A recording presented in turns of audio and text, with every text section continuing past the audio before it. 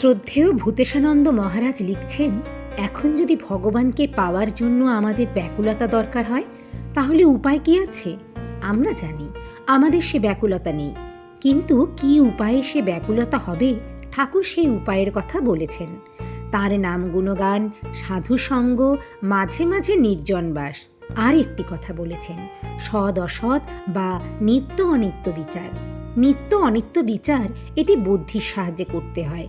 জগতের কোন বস্তু নিত্য, কোনটি অনিত্য, জেনে শুনে অনিত্য বস্তুর পেছনে কেউ ছোটে না।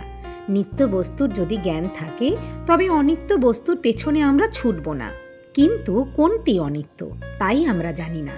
অনিত্যকে নিত্য মনে করছি, নিত্যকে অনিত্য মনে করছি। ভগবান যে নিত্য, তাকেও আমরা মনে করছি অপ্রয়োজন, অনিত্যের মতো। আর অনিত্য যা পেয়েছি তাকে আমরা নিত্য বলে ধরছি। তাই ঠাকুর বলেছেন, নিত্য অনিত্য বস্তু বিচার।